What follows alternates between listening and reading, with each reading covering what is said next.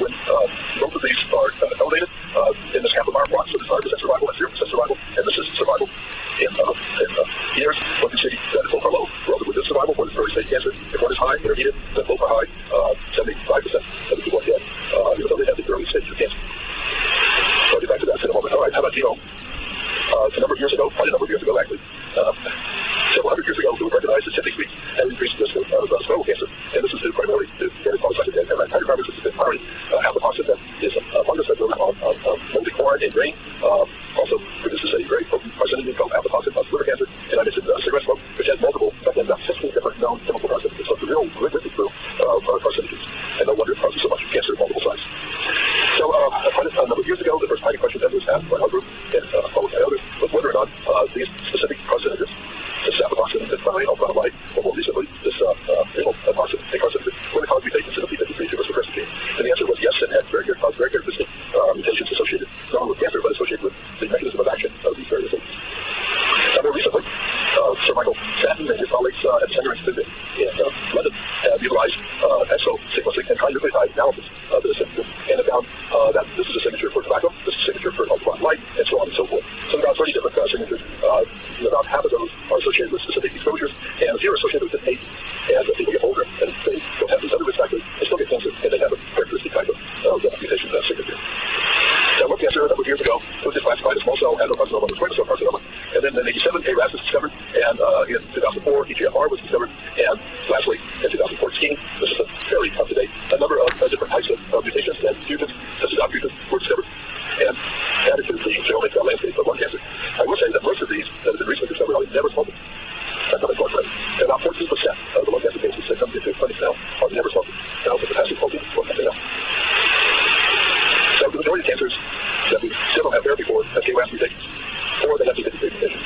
So the p53 gene is the most commonly mutated gene in human cancer, including lung cancer, squamous cell carcinoma, but also adenocarcinoma. And as a wild-type gene and its protein is a tumor suppressor, but there are multiple mutant types. And some of these have lost function as a tumor suppressor and varying degrees of loss of function, and others gain function as an alternate. So the p53 gene can switch from being a tumor suppressor gene to a tumor positive gene. And this was confusing in the initial 10 years that p53 was being investigated, but it's quite clear now. And that those that have a gain of function mutation here in red, again, this is 5% survival, this is 0% survival, this is 5 and much, so this is 5 years. So these individuals have a poor prognosis, controlled for various other things than those who have just a loss of function. So let's look at the transcriptome. So first, non-protein RNAs, this is microRNAs, and these protein RNAs were first discovered by Victor Amaroff in C. elegans, and that was in 1973, I believe, and in the year 2000, his colleague Gary Rifkin found in human cells that there were these small microRNAs, and they function by inhibiting hundreds of genes, the protein output of hundreds of genes that they repress by either destabilizing the RNA or, to a lesser extent, inhibiting translation. It wasn't until 2004 that Charles Rossi discovered that microRNAs were discovered in human cancers, particularly chronic lymphocytic leukemia initially, and this has now shown that microRNAs predict risk, diagnosis, prognosis, and therapeutic outcome. So most of you actually know about microRNAs. They function largely by translational repression. So this is the microRNA. So the protein isn't made, or by, this is actually more frequent, by binding to the message, frequently has a nucleotide that's different than what the binding microRNA would recognize, and the message is seen. The microRNA can also bind to proteins that alter differentiation, and also microRNAs such as VIR21 and VIR25 can bind photoreceptors, both human and mouse, and lead to an increase in IL-6, which I talked about a moment ago, and TNF-alpha. So we started a number of years ago, actually in 2004, 2005. This one, my former postdoc, is actually associate professor now. And my hypothesis was that microRNAs associated with cancer diagnosis and prognosis. And we found that the microRNA profiles were simply different between primary cancer and those of non-cancerous tissue. And one difference was the type. They didn't recognize versus small cell. And we found there was an increase in VIR21 and 155 and 1.6, and a decrease in 1.7 that associated diagnosis and prognosis. Again, in the earliest stage of lung cancer, stage 1. This led to a collaboration in which we participated in looking at multiple cancer types. In fact, the 8 most common types of cancer at that point, and there were, I think, about 300 microRNAs identified. When we did the study, there were well over 2,000 now that had been identified. So it was a simple kind of study, just with multiple cancer types, and asked the question, which of these microRNAs were the highest expressed? So we found that VIR21 was expressed in 6 of these major cancer types. So VIR21 is separated now in over 18 major cancers, is a biomarker for prognosis in 14. So it's another very early study that we did, because by Japanese postdocs at that time, and we compared the Maryland cohort, the Maryland Baltimore area, to the Norwegian governor versus the Japanese cohort. And these are Kaplan-Meier plots again, 100% survival, 0%. And this is high VIR21 expression in the tumor versus low, this is median, from the median and below the median. Now you can look at this and say, well, the Japanese are better equipped than the US. But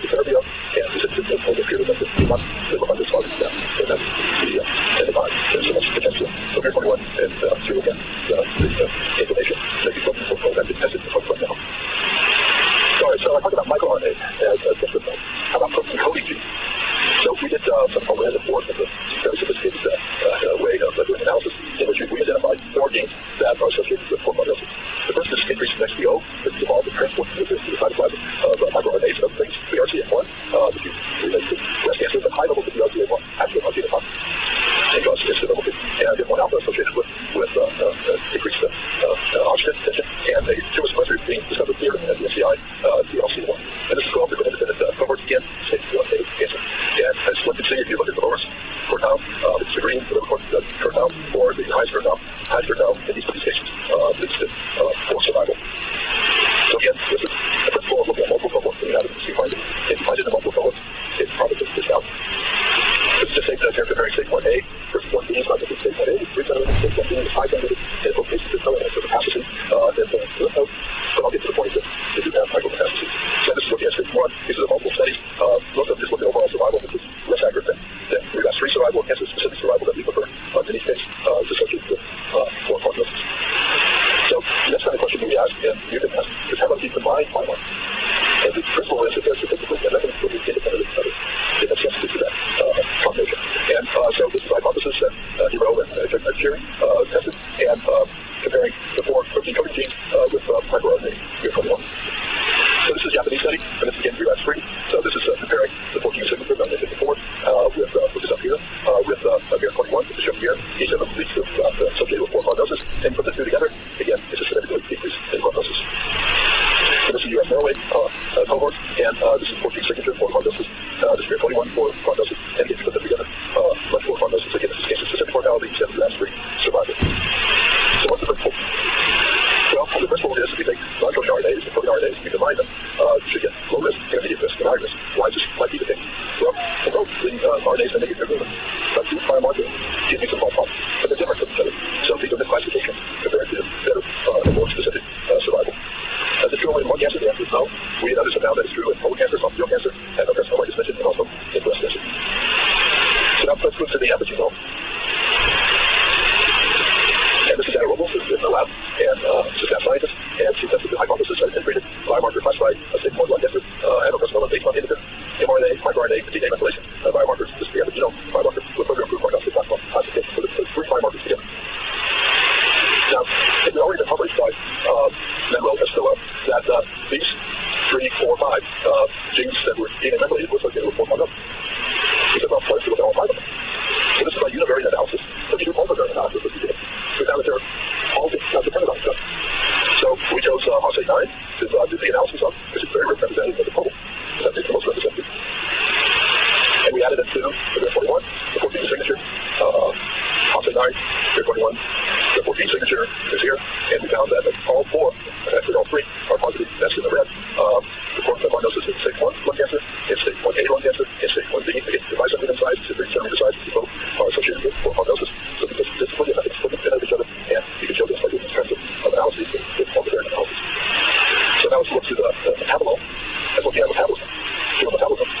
So we've been interested in this for 2 years now, and Maya is now at the FDA, and Eddie is now at Ohio State, and our initial study was an unbiased metabolomics, and the hypothesis will discover biomarkers that should risk prognosis, prognosis, and therapeutic outcome, again, of lung cancer.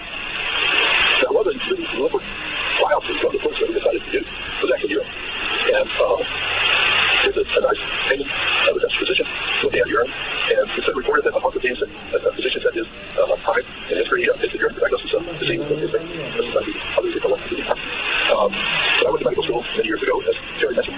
We didn't have to take this, but we had some very simple tests for doing that. So this is another very important quotation from Armstrong, the physiologist, from a liquid window through which physicians felt they could view the body's inner workings. Urine led to the beginnings of laboratory medicine. So we actually did an unbiased screen of literally thousands of potential metabolites, and in random forest came up with 4 of them that were statistically and mechanistically independent of each other. Using riboside, which has never been described before. Actually, the IEC is going to have a patent on that as a metabolite. That's never been described before. You can't have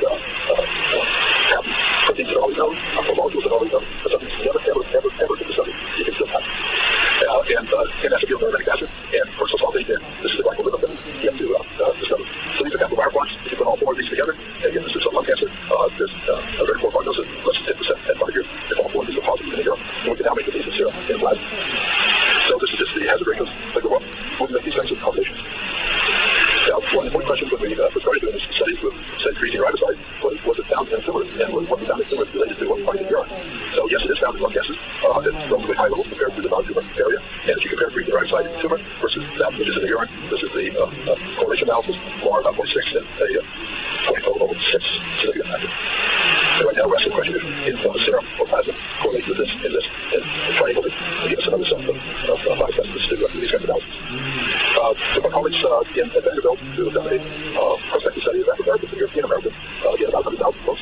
And so we did a case control study of lung cancer in these individuals, and we found that in the multi-brain analysis that the odds ratio are quite high. And we put the creatine dioxide and the inositol, urbanic acid, that's expensive, gets the attention of the diagnostic community. However, when we looked at Afro Americans, it was not elevated. So there is a health disparity here, and that's something we're quite interested in finding out about. So how about using this as a screening for lung cancer in high-risk European Americans? If you put these together along with low risk factors and smoking and other risk factors, you find that in this block photo, which looks at sensitivity and specificity, this is a straight line. The combination is in green, and the odds, the association under the curve is the point. Actually, it's over here.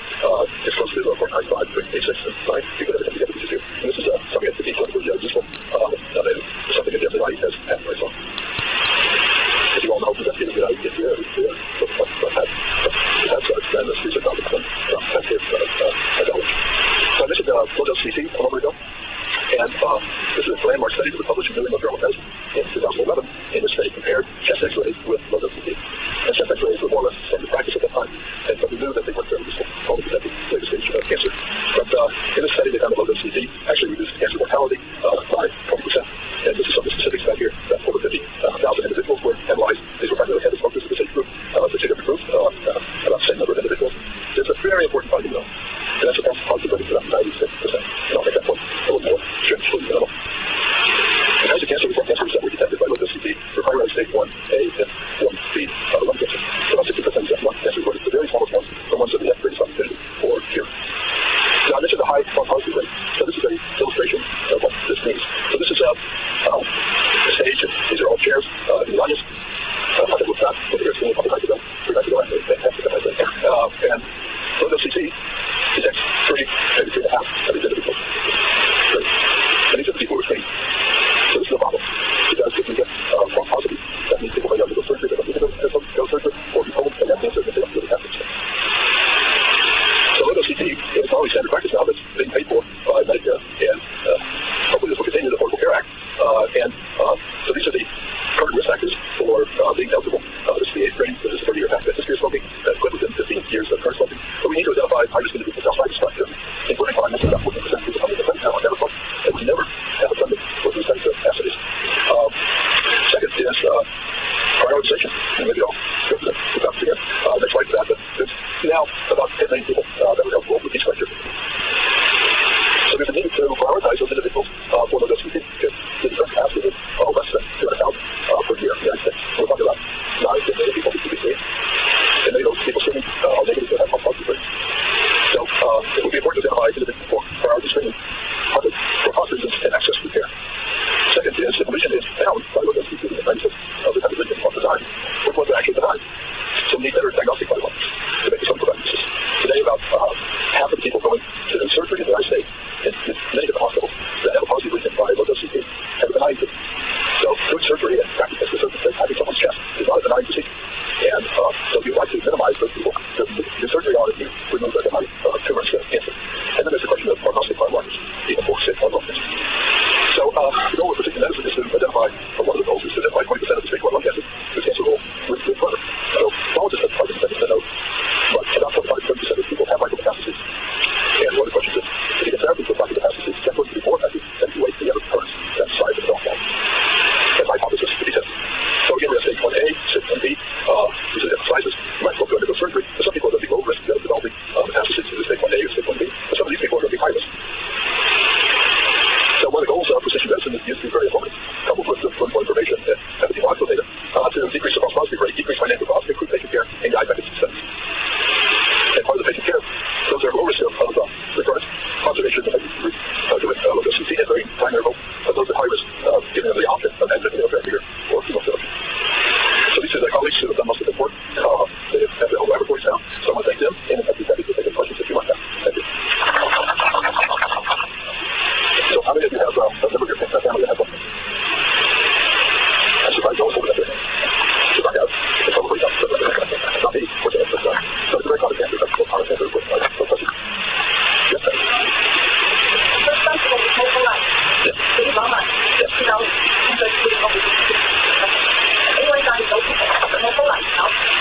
So the question is a good one, and it's that there are smokers who never get lung cancer.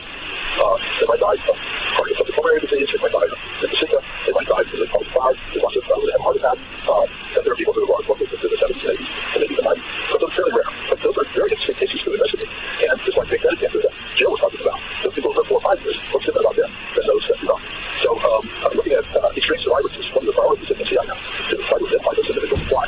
That's the important question. Why? What's the mechanism of long-term survival? It's a 4-year long cancer. Other questions?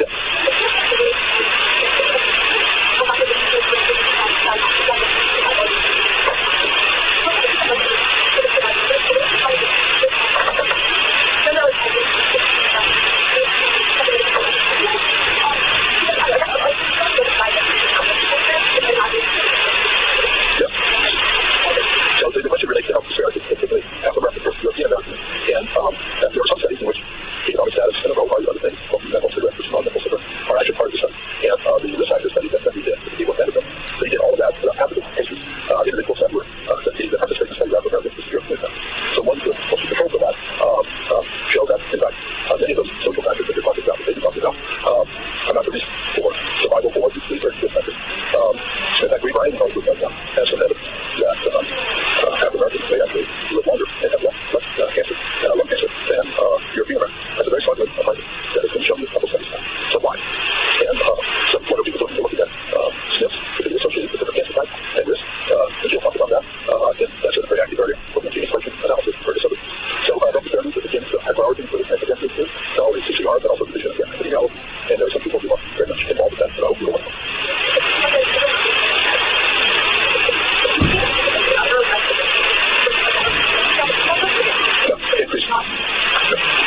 That was a very important question. What's the criteria for access to care and diagnosis? And the study that I talked about is some studies that have been addressed. So it's not just access to care, or it's also, I think, in terms of African Americans, European Americans, even though in average, African Americans have less access to care. But that's not the reason for lung cancer risk. All right, so yes, for many years, menthol cigarettes, which are 80% of the cigarettes that African Americans smoke, compared to about 20% of European Americans, that was thought to be a cause and a contributor to lung cancer in Africa. And the rationale was, well, menthol sort of intensifies the throat and so you can smoke and inhale more deeply and hold the smoke in more. And so our collaborator, Bill Watt, who used to be here at NCI, published a definitive paper about 2 years ago from the National Cancer Institute that you know that menthol cigarettes were not responsible for, they weren't any different than regular cigarettes in Africa and for European Americans. And again, rewriting them under this now specifically, Bill said that was it. So very nice hypothesis, mechanistically very attractive, but happened to be wrong. And as far as scientific method, and this may be one of the last things I'll say, this issue of one question. Frequently I ask the talks, and the ones I seldom refuse are those by graduate students and postdocs at various medical schools, and usually only one person makes a talk at each year. So the question is, how many of you are trying to prove your hypothesis? And I'm not going to ask you to hold up your hand or not, but about half of the people who are graduate students and postdocs in the United States in the small school project say they're trying to prove the hypothesis. That's not the scientific method. They're trying to prove the hypothesis. And trying to prove your hypothesis, the hypothesis that your boss can have, leads to manipulation of data, and the mentor reason I've been looking at hard-ready data to make the retractions of data, including the very best scientists we know, including those that are participators of cells, cancer cells, and want to make a lot of those things are retracted because a lot of those practices try to prove a hypothesis that is just very defined. Don't do that. Okay.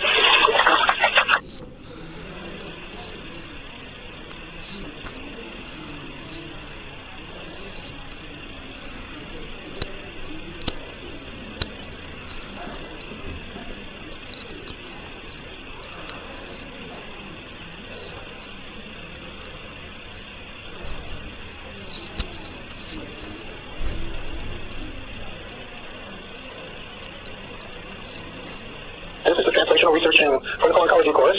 We've been doing this for about 15 years now. And my name is Terry Moody. I'm with the National Cancer Institute. And so the best way to get me is through email, moodyt@mail.nih.gov. So we have an organizing committee for this class. One of the people on the committee is Erwin Arias. He's in charge of demystifying medicine, which has a format similar to this, but demystifying medicine, it focuses on all diseases, whereas we just focus on cancer. So also we have Luigi Barkowski and Erzi on the organizing committee, and my boss is Jonathan Weist, and he pays for all the video casts, so we want to be nice to him. So usually the class is at 4 o'clock on Mondays, but we can't always get this room on that particular date, because yesterday was a holiday, so we're having a lecture on Tuesday today. And then next week we go back to Monday at 4 to 6. And the class is videocast at the NIH, videocast.nih.gov. So it's being videocast live now. And also after 2 days it's been archived. So you can call it up anytime on your computer if you missed the class and you want to see it again 2 days after the lecture. And it's on YouTube on the NIH site. So next week, we have a lecture on clinical trials as well as precision medicine. And basically at NIH, what they do in the clinic now for the cancer patients is they do a molecular analysis of the tumor. The patient comes in, and they put the patient on the clinical trial and treat him with various drugs based on the genomic profile of the patient that dictates what the therapy is. And then when the trial is complete, they analyze the tumor again for the genetic profile to see if it's changed. And sometimes it does. Cancer is a moving target. So we have an initial disease, and the disease may respond to a particular therapy, but then during the therapy, the cancer can mutate further and then become resistant to the therapy. So then you have to find an alternative therapy. It's just busy. Okay, and we do on September 18th, we don't have a lecture because we couldn't get the room. But then on September 25th, we have immune checkpoint inhibitors in ovarian cancer again Monday afternoon. And one sort of rapidly developing therapy is using antibodies to ligands such as PD-1. And many of the cancers are resistant to immune response. The immune system won't recognize the cancer as foreign. And when you treat the cancer with antibodies to PD-1, then the cancer is exposed and the immune system can respond to it. And Stephanie Goff, she was one of the key clinicians on the Discovery Channel recently. They presented a series of lectures on first response of immune patients. And she featured a patient who had melanoma and who was treated with the immune checkpoint inhibitors. So then in October, we focus on other types of cancers, such as prostate cancer, and then October 9th is a holiday, the Columbus Day, so we go back to Tuesday, October 10th, and we talk about common types of therapy for cancer. That's radiation oncology. Some cancers respond